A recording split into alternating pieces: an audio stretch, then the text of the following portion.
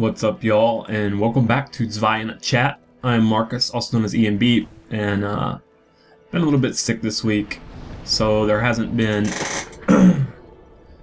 a video for a few days. But this one's actually going to be a little bit short, just because I'm still sick. Actually, I haven't recovered yet. I thought it was a cold, but might have been something a little bit more. Anyway, whatever. Let's get right down to this. We're going to do some housekeeping type stuff today after I turn the volume down so that I can hear. That's much better. You'll notice I've got 34 humanity up in my stock up there, and I've got a ton of souls. The first thing I want to do is show you what I did to get my humanity and my souls, things like that. This is not something that's going to surprise most of you guys, but I did my humanity farm in the depths. I could have gone to Tomb of the Giants, or Tomb of the Giants, not Tomb, Tomb. You said it right the first time. Fuck. I could have gone to Tomb of the Giants and farmed the baby skeletons there to get humanity. That's a good source. But I didn't want to do a new area off camera. I haven't done anything new off camera. Just did a little bit of farm. That's all I did. Actually, the Chasm of the Abyss in the DLC is really great for farming humanity, but I don't have the DLC on this copy of the game yet, so you definitely want to use the Covetous Gold Serpent Ring anytime you're farming anything. Just makes sense. I mean, 410 item discovery, I believe that's the maximum, so just don't think it goes any higher than that. It's a combination of the ring and, of course, the humanity that I've already stocked. But from the Depths Bonfire, you just run down here, take a swing on these guys, and as you see, they drop humanity. They drop it fairly quickly. You can kill these guys. If you want to, you can run down here, take out this one, and also a few more over here. Bam. Really quick, really easy. They do have the rats. No matter how much poise you have, I believe that attack can still stagger you. From this point, if you've stocked up a bunch of Homeward Bones, or if you're using a Faith build and you have the Homeward Miracle, you can homeward back to the bonfire. Otherwise, you just hoof it. It's very short. It's only a few seconds jog here, so it's no big deal. And you just do that over and over and over. And you know, sometimes you go 2 or 3 and you don't get any, and then you get 5 at once from killing all those rats. I've mentioned this before, but I'm fairly certain about this, that Dark Souls roll its internal RNG generation for if it's going to drop loot from an enemy when it dies isn't really... It's not really that random. If you kill enemies at the same time, you often seem to get drops from... You either get drops from neither of them or both of them. It's just something I've noticed. It's completely anecdotal. And the thing about, you know, if you go for hours without getting a Titanite slab, and then you get one, and then on the very next kill you get another one. It just doesn't seem to be 100% random to me, which shouldn't really surprise anybody. But so that's how I got the humanity. Now, that's how you got the humanity, but also the souls. This is something. When I would stock up a bunch of humanity, I would go to Anne Orlando for a little bit, mostly just because I wanted to do some co-op and just have some fun and help some people out with killing Orns and Smowboy. But you can go back from wearing Covetous Gold. If I had already done Tomb of the Giants, I could wear the Covetous Silver Serpent Ring and get more souls, but I haven't done that yet, and I didn't want to do it off camera. But what you do is you take all that humanity that you equipped, or that you got from the rats, and you equip it. And you work as a summon, and you can use the humanity to heal yourself as a summon. And you know, you were going to use it anyway, because the whole idea was to increase how much humanity we had in our bar.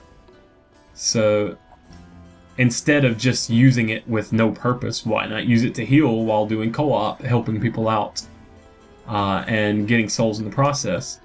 And while you're waiting to get summoned, to get that big soul boost from killing Orns and Smowboy again, you can just farm these Silver Knights. And it can be good parrying practice for you guys who have difficulty with parrying. Especially since the bonfire is pretty close, so even if you screw up and if you die or something like that, it's no big deal. See, I still struggle with that that sweeping arc attack that they have, because there's actually two versions of it that look almost exactly the same, but one of them's fast and one of them's slow. And I'm not really good with that one either. It's that same motion too. I think the parry timing on that sweep's just a little bit tighter than others. Really interesting. Speaking of interesting little nuanced balance stuff, the guys from 8-4 linked on their Twitter to some tweets from one of the guys involved with the original Street Fighter 2, and there were some really interesting details. I'll put a link down below. I think it was on a Mugen forum where that was located at. You can put your summon sign down in this room. I don't know if we're gonna get summoned while I'm talking about this today, but I'm just gonna show you my normal route that I would take. I go in here, practice that. That was actually the slow version there. Do that. But yeah, there was a lot of really interesting detail stuff that you probably do not know about the original Street Fighter 2. Like, there are some things that I knew, like Ryu in the original Street Fighter 2, in his dizzy animation, there's one particular animation frame where he takes double damage. Apparently they were toying with the idea of characters taking double damage when dizzied, but they decided to scrap it, but they didn't scrap it completely on accident, and that got left in. That's something that I knew was in the game, I just didn't know why. But there's lots of other stuff that I just did not fucking even ever notice. Like, in the original Street Fighter 2 The World Warrior, Sagat stage is actually different from the one in the Champion Edition. And the reason why was because of memory concerns. So normally after I kill that second Silver Knight, I would just run back to the bonfire and rest and respawn them, and then just continue doing that, and just kind of continue farming those guys, just to pick up a few extra souls while I'm waiting to be summoned. But you can also, if that's not your thing, if you don't want to do the mindless Silver Knight farm, and you just want to, you only want to do the co-op, and you don't mind, you can just come over here and put your summon sign next to where Solaire's sign is. And what this is going to do is that anybody who has lost a summon while they're clearing through the level just before the boss, if they're going to summon Solaire, that's kind of a last-ditch thing. So if they see another player there instead of Solaire, they're probably going to pick you up. Hold up. There we go. There we go. Yeah, I know you're going to stab. So you can come put your summon sign over here, kind of surf the web or do something, or wait while you just wait to get summoned. And I would like for you to, thank you. If you have a big two-hander, that's how you take these guys out. I missed. Let me rephrase it. That's how you take those guys out if you have decent aim. There we go. Giant's Halberd. Whoop-de-doo. So yeah, this would be another spot that I would recommend for putting your sign. Just put it down like right around there. Like I said, I don't expect to be summoned just because of the time that I'm recording this is not the time when a lot of Japanese players are going to be playing. And I tend to be in kind of a JP-centric lobby since I do play in Japan. Other people like to put their sign on the steps. I don't really like the sign here so much because people who are just running past the giants are not going to stop to take time to summon you. Another fairly good spot for it would be over here. Yeah. Right here. You can just leave it right here. And then people, as they're running through, they might see, oh, okay, I'll summon him just on a whim. And that will let you do co-op with the boss and not do the whole area leading up to it, where a lot of people want to go fight the Titanite Demon and stuff like that. I think that's one of the things in Dark Souls 2 that, with the time limit to summons, they're wanting to make it more of just you can get help on a boss, is kind of the way it seems to me. And then, I don't know, we'll see. But if you walk out here, it disappears, so.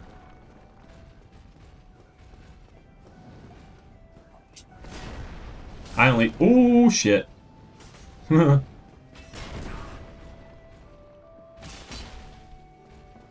Alright now.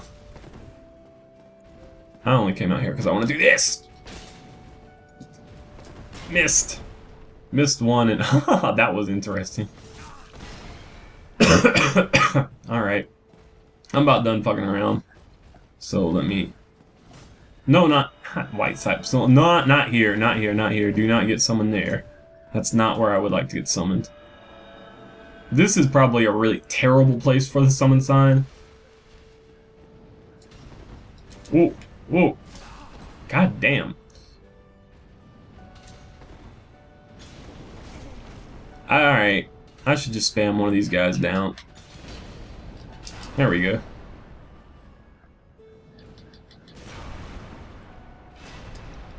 Let me get out of there. I don't care. I really don't care. You guys are not going to beat me. There. I dodged early. Let's settle this, dandy dick.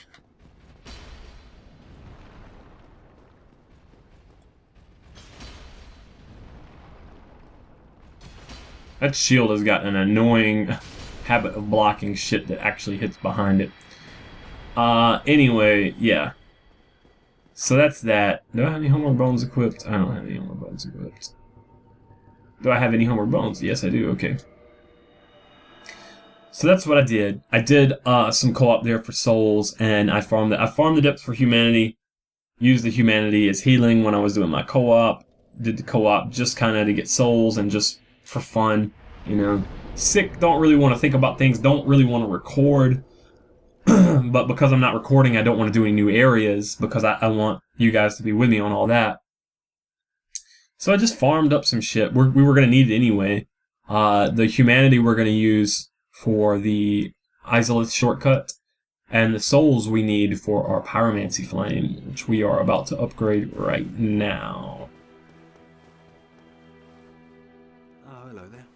You've been a stranger these days. Why? What spectacular pyromancy? Tell me about it. I have never seen anything like it. Do not tell him about it if you care about him and you want him to live. I see. I suppose I was mistaken. In any case, I definitely trust you. Apologies, my friend. Forget that I said anything. And here we're going to use a ton of souls.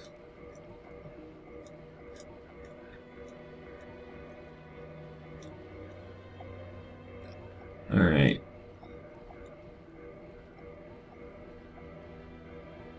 Almost there. And... Alright. Maxed out normal pyromancy flame.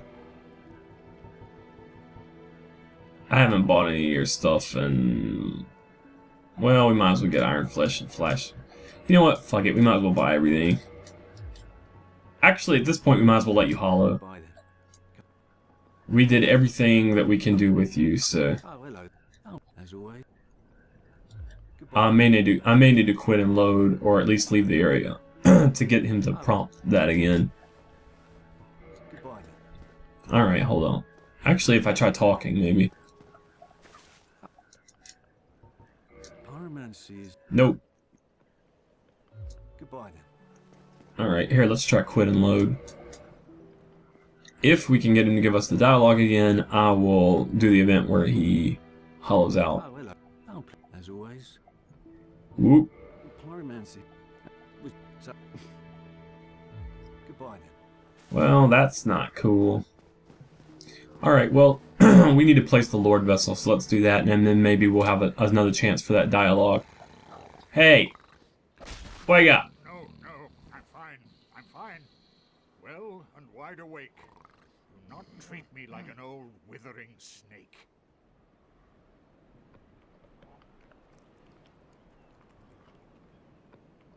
Alright. Ah, I wish, and the very chosen undead, so that you may link the fire. Now, I assume. He skips a lot of what he has to say there. If you don't talk to him before you get the Lord Vessel, but then you talk to him after you pick it up. He skips a lot of what he has to say. Yeah, Mr. Deep Throat himself.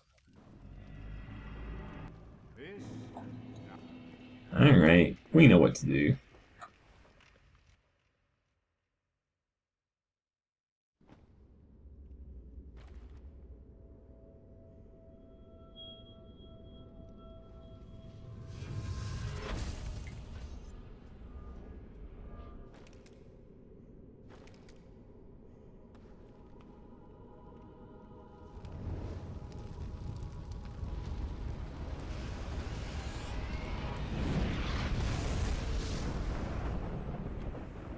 I love these short little cutscenes. No dialogue, nothing like that, but I hope there's more short little scenes mixed throughout Dark Souls 2. People asking me what my wish list is. That would be one thing I would like to see.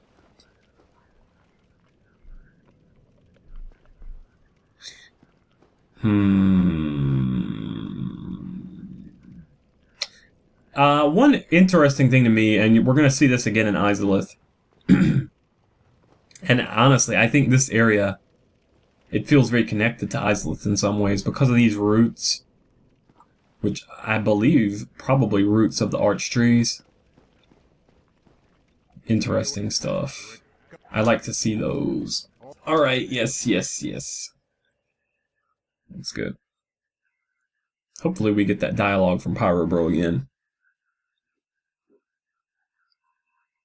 I don't know if it's a one-time thing. It might be. Oh, and what triggers him giving that dialogue is actually having a Chaos Pyromancy. We got one automatically for joining... What's it? The Daughters of Chaos. Are we still Daughter of Chaos? No, we're Princess Guard now. Oh, well, I'll play, as always. Yeah. We might have missed the chance to hollow him, but who knows? Maybe it comes back later. Alright. Next thing we need to do, we need to go to the Daughter of Chaos.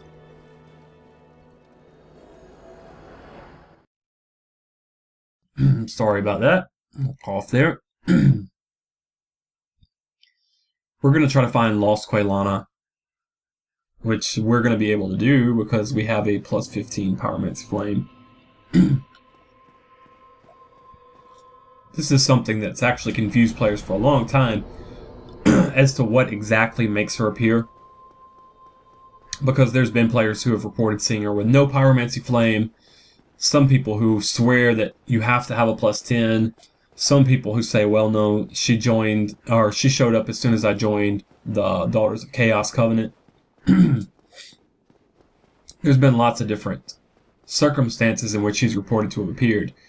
The reality of it is probably that there are multiple triggers, and some of them may actually also have a random element to it. So, for example, it could be that in one game, if you join the Daughters of Chaos, she has a 50% chance to show up or not. But one thing that I know for me has always worked is upgrading Pyromancy Flame.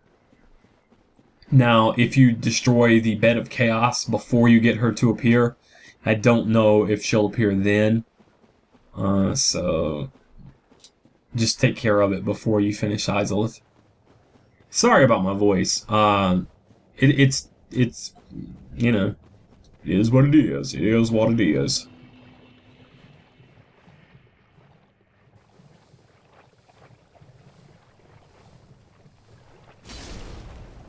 Just ain't much you can do about your voice when you're doing recordings like this. If you're sick, there's just not a whole lot you can do about it. I will talk a little bit more about recordings. Oh, look at you.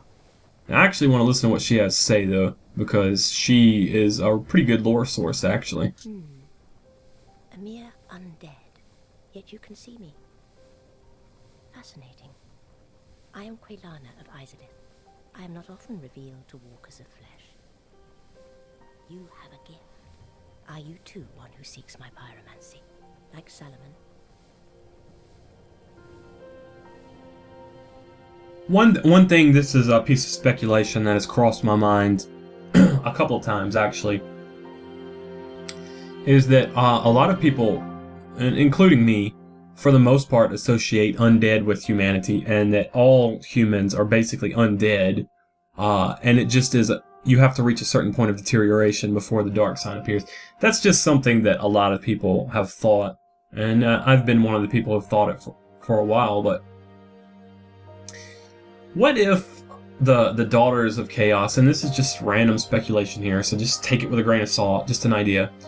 What if the Daughters of Chaos,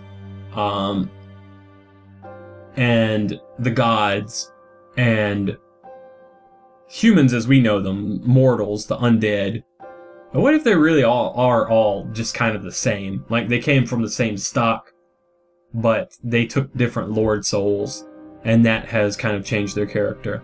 So we have the gods, but it's really, they were the same as humans were before. Everybody were furtive pygmies before, all of them.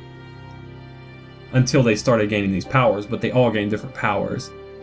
And one of the things that kind of, you know, made me think about that was her talking about a mere undead. You know, as if she considers her own kind to be something more, even though they are very much humanoid. Now, her brother's a flame giant, so whatever the fuck, you know, who knows? It just, I don't know.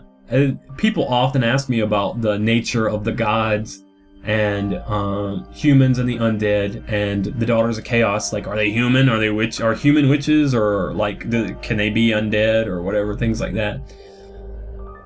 I don't know. But we're going to say yes to this. Yes, of course. It should be expected. Very well. You shall be my pupil. But to pursue my pyromancy, you must give something up. Are you prepared to do this? Yeah, of course. And she sells some good shit. Great combustion we definitely want.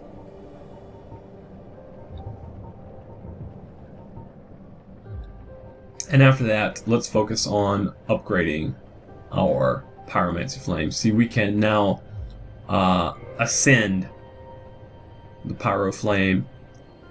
So even though it's still called pyromancy flame, it's a completely different beast. This is an ascended pyromancy flame, and that's probably a mistake that they made. They should have gave it a different name to indicate to players, hey, this is something different. This is something special.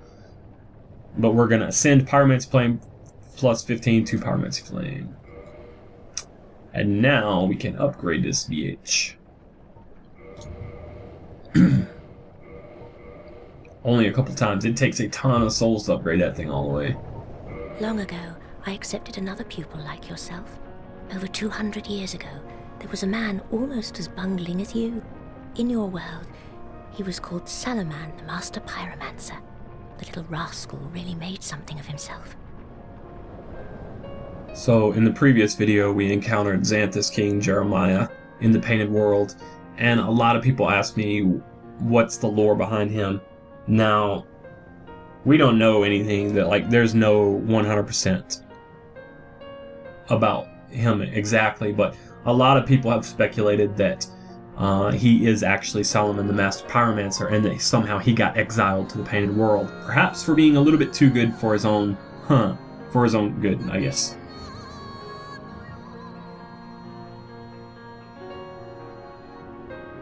Moments of silence are me editing out coughs. But he's mostly a Demon Souls reference, because Demon Souls had the old monk boss that had the head wrap like that. And it's mostly a Demon Souls reference. But if he ties into the lore at all, it is possible that he is Salaman. And the biggest hint to that is the fact that he uses chaos pyromancies, not normal ones. And chaos pyromancies, there's not a lot of sources for it. Quelana is basically going to be the head of that school as far as mere undeads go. Pyromancy is the art of invoking and manipulating fire. But remember one thing. Always fear the flame, lest you be devoured by it and lose yourself. I would hate to see that happen again. And that is kind of an ambiguous... a lot of people think she's talking about Solomon with that. I think she's talking about her mother, actually, who is, in fact, the bed of chaos. So... Pyromancy. Yeah, okay. I'm going to try quit load here to see if we can get a different dialogue from her, but I believe we actually have to beat bosses to get further dialogues. The Witch of Isolith. Please, do not speak of her. I abandoned my mother and sisters and fled to this land. Now I roam these parts, feigning ablution and pretending to seek answers. Yeah, well, I'm going to talk about her, so... Pyromancy is the... All I would... Alright. No luck. Well, young pupil, you must have patience, but do not keep me waiting much longer. Fuck's that supposed to mean? Anyway, let's try another quit load. Drop in, man. Ah, it has been some time. Truth be told, I thought you had perished. I have a favor to ask. My mother, the Witch of Isolith, was one of the primeval lords. Her power came from the soul that she found near the first flame. She focused this power to light a flame of her own, but she failed to control it. The flame of chaos engulfed Mother and my sisters and molded them into deformed creatures. Only I escaped. And now I am here. But my mother and sisters have been in anguish since. I beseech you, free Mother and my sisters from the flame of chaos. I cannot do it myself. I lack the strength and the bravery. But you, I realize what I am asking. But please, free their poor souls. Mother's ambitions were misguided, no doubt. But surely 1,000 years of atonement is enough. And that's some of the best timeline information that you're going to find in the game. My mother, Yeah. 1,000 years of atonement.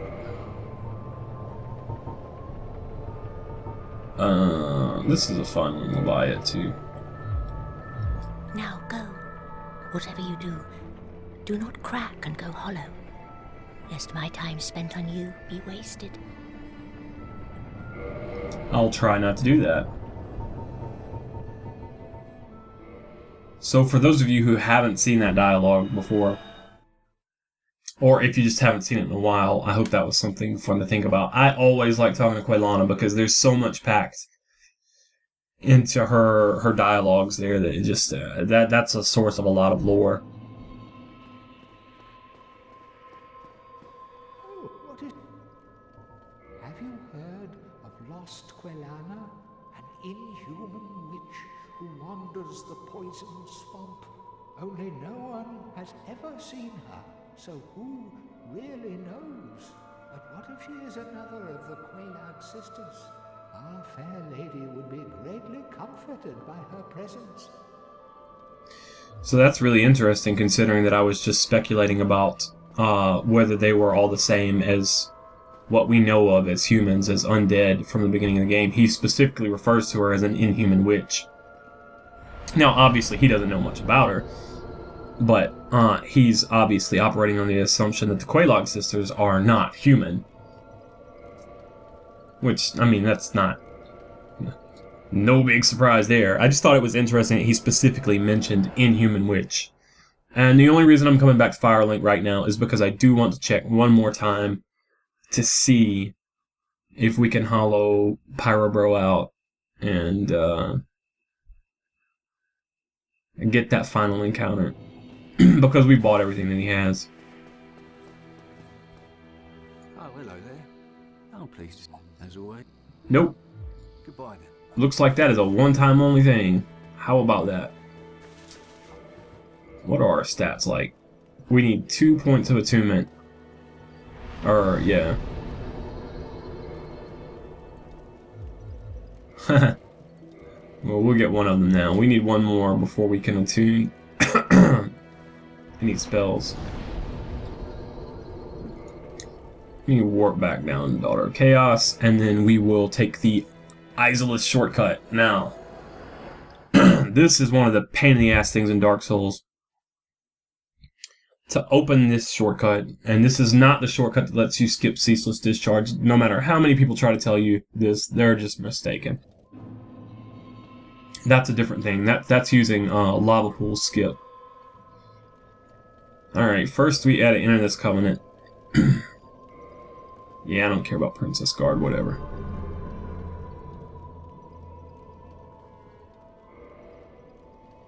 Now we gotta offer, I think it's 30 friggin' humanity to this hoochie right here, so we're gonna be here for a while. I really hope in Dark Souls 2 that they change it to let you give a bunch of Covenant items at once. It doesn't even have to be all of them, like, just let me give 10 or so. It would make my life a lot easier. But, whatever. So, while we're doing this, I'll answer some more common questions that I get. One that has been really popular, trending recently, is whether I'm going to be getting Dark Souls 2 for the PlayStation 3 or the PC. I'm going to be getting it for both. Struggling to breathe, let alone talk, sorry. I don't really know. You see somebody else doing the exact same fucking thing. They're using humanity so that they can offer it up to her. I don't really know why people care much what I'm going to be using. But for me, PlayStation 3 is for convenience and for the community because I have a lot of friends that play on PS3. PC, mostly I just get it.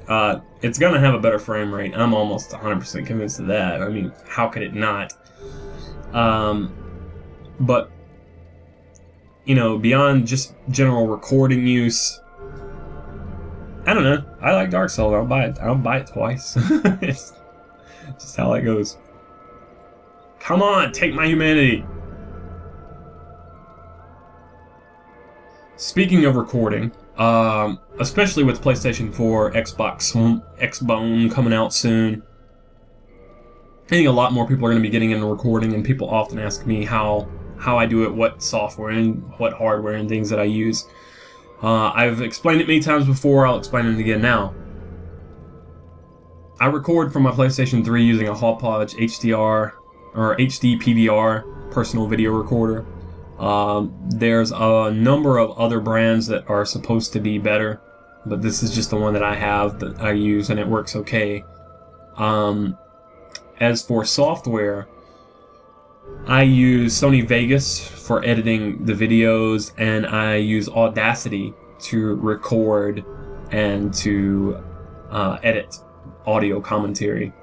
So what you're hearing now, my commentary, is edited in Audacity. That's how I record it and edit it, actually. Audacity is complete freeware. Vegas you have to pay for, but Audacity is completely free. But don't let the free aspect of it fool you. It's very good. It's very good. One of the key things that you need to learn how to use on it if you're wanting to do videos with lots of commentary and things is the noise removal function. Like right now, my PC fan is humming like a motherfucker because I have a piece of shit computer. Well, it's not a piece of shit. It was really good, but it's been worn to death by rendering videos. And so it's kind of loud. You guys are probably not going to hear it. And if you do hear it, it's going to be very, very, very slight in the background. And the reason why is because I'm going to use a noise removal feature in Audacity. The way that it works is you highlight the portion of the track that features only the noise that you want to get rid of, and then you go to noise removal, and you get noise profile, and then you select your entire track. Yes, there we go. That's all we needed. You select your entire track, and you can use that to Rusted Bonfire to remove that sampled noise profile. You can use that to remove it from the entire track. Have not opened the elevator on this character. Okay, I have another character I've been playing. I was doing some co-op with Zwei. We were kicking ass, man. We just destroyed the Tomb of the Giants, and what else did we do? We did Izalith. We were just destroying everything. So I did kill Ceaseless on this character. Yeah, I did special kill. Yeah, actually, Spy and I, we actually co-opted Ceaseless. He said he hadn't actually been able to get the special kill before, so we did it that way. And that was pretty fun. We had a lot of fun, but I realized exactly how easy the game is if you have two players who know what they're doing. I died a couple times, just like in the Tomb of the Giants. I missed the drop off to where the coveted silver serpent ring is. I just completely missed it. I forgot which side of the item you have to drop off on. But other than that, like, we were pulling the entire pack of Capras down here and just fighting them all at the same time, and a lot of fun, man.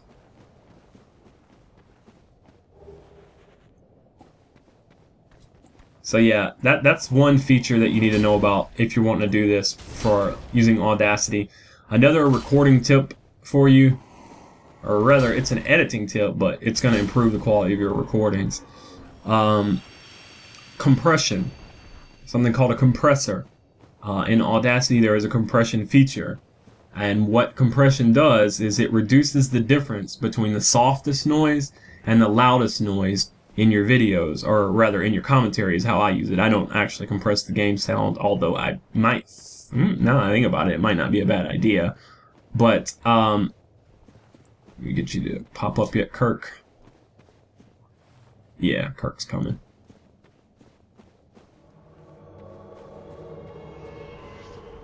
And goodbye, Kirk.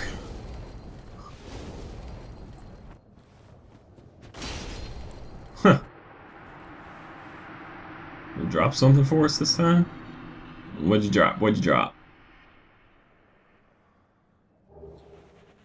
Straight sword. Barbed straight sword. Alright. But you do want to apply a little bit of compression to your commentary in most cases. And that sometimes just human natural speaking voice, sometimes you're going to be a little bit loud, sometimes you're going to be a little bit soft. That helps smooth things out and keep you audible over the gameplay while not overpowering it. I don't always hit it perfectly, and that's mostly due to the fact that working a full-time job and taking care of my family and doing other things in my life, I don't have as much time to devote to making videos as I would really like to. I would like to have a much higher quality audio and video, but it's just something I don't have enough time. But you can do it, like, and that's one important tool. As for the microphone that I use a USB condenser microphone. It's very good. It's an Audio-Technica whatever. It's an Audio-Technica USB condenser mic. Get you one of those. It's really good. I know a lot of musicians on YouTube actually use it. I know Song Le Reviewer, who you may remember his music from, I think, the second video in the Rings guide. He's got a bunch of amazing game covers. If you haven't checked him out, I recommend that. But he actually uses an Audio-Technica to record instruments as well. So, or this, when I say an Audio-Technica, I'm talking about this exact same condenser mic that I'm using. Bam! And believe me, if it is good enough for him, it is good enough for you. That dude's amazing. So I hope that helps. I know a lot of people with the new capabilities of the new consoles that are coming out. I know a lot of people are going to be getting interested in doing recording, doing commentary, stuff like that. Oh shit. I was afraid of that. That's the one downside here to having a chaos weapon, a fire-based weapon as our only weapon. Izalith is gonna suck. We don't even have any ranged attacks, so...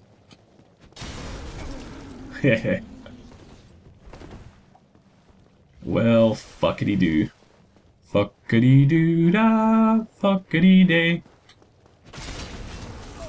I should probably use a light attack. Huh. My, oh my, what a wonderful day. Hey. Here we go. Ah, I rolled too soon. Actually, I may have just been too close. There we go. Now hit him. Ah, missed. I'm guessing baiting that attack is supposed to be how we get most of our damage here. Great. I was beginning to think that we weren't going to be able to do a lot of damage to him because of our elemental, but it worked out. And now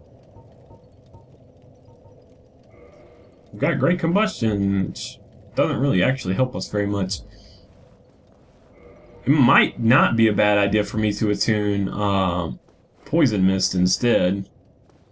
But as you might have figured, we're not going to fight Demon Fire Sage with this Chaos Sword, this Chaos Zwei. We're not going to do that. We're going to use the Izalith shortcut instead, so that we don't have to fight him with a weapon that he is strong against. Ooh, I was worried about that. I came through here on the Faith build that I was playing on with Spy, and we just, man, like I said, we wrecked everything, but that Faith build was destroying these guys. I want to put up a video of that Faith build at some point too, because I found a really useful weapon for it thanks to Parn. It'd be a good chance to link to one of his videos. Bam! Oh yeah, that's exactly what I wanted, man. Sweet. I like beating enemies, but I really like beating enemies with style. That's where it's at. Whatever. And let me remember how to do this. I guess we can just roll over here. Ah, it was the other side. Fuck. Oh well. Is there any down here? I don't think so. Been a while.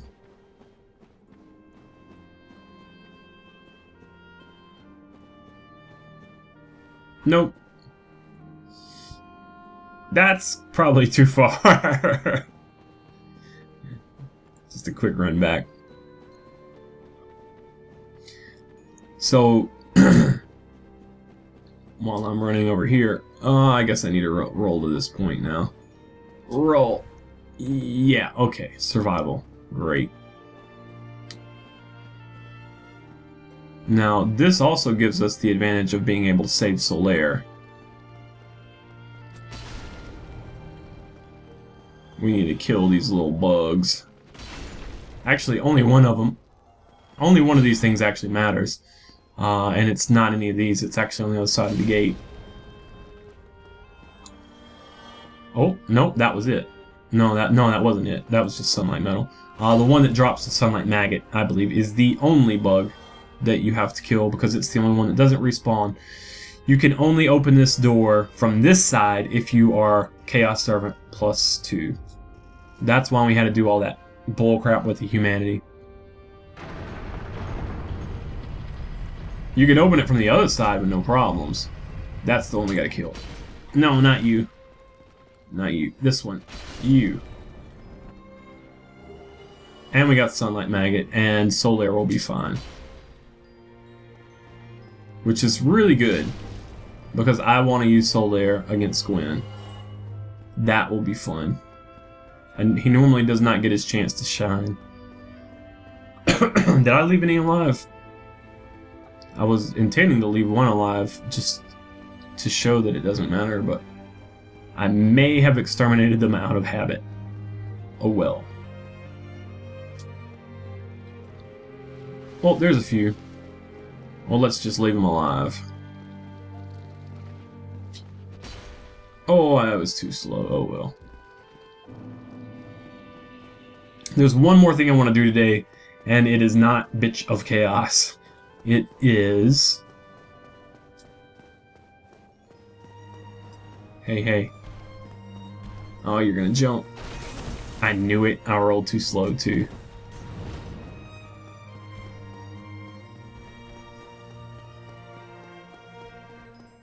I'm wondering if I'm gonna get hit with lightning. Remember what I said about my left audio channel? By feel alone, baby. The last thing I want to do here today... God, this is gonna suck, these assholes, man. Can I kill them with a... Can I one-hit kill with a jumping attack? No! Fuck. Gonna take too long.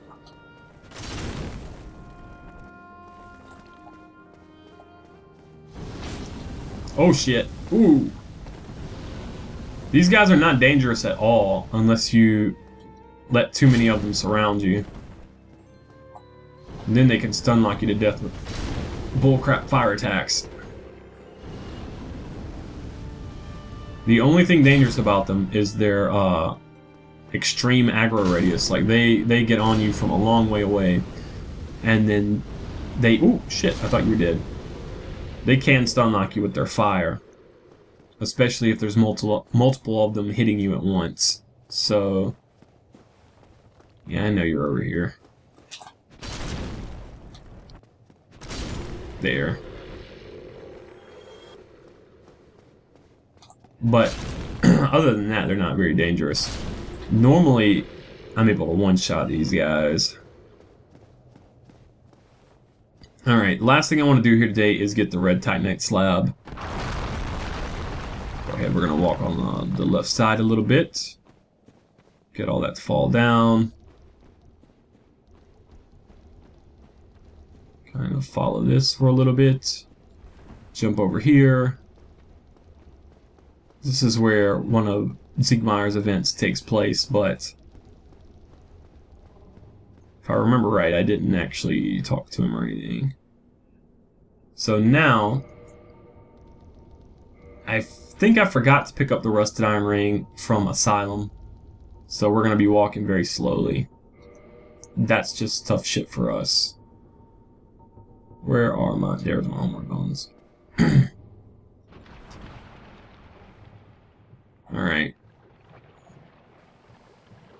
Poison Swamp, yada yada yada. We're only here for one thing, though. And that's this. Hee-yah!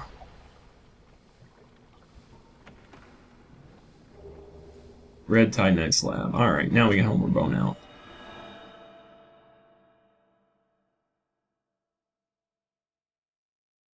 So we can get some red Titanite chunks from Izalith. It'll take a little bit of farm, but the Chaos Eaters there drop it. Let's warp to Daughter of Chaos, and we'll call it there. We get some red Titanite chunks, and we have this red Titanite slab, so we'll be able to max out our Chaos Zwei, and that will complete our weapon for this playthrough. And the next playthrough, I'm going to pick up another Zwei, and I will make it a normal plus 15, and then I'll start bumping up strength and dex, stuff like that. That's my plan. I don't know if that's all going to be recorded, but that's just my plan for this character. But in any case, that's going to wrap up today. Sorry about the voice, guys. Just ain't got it, you know what I mean? Just ain't got it today. And I will catch you guys next time on Zwei in a Chat.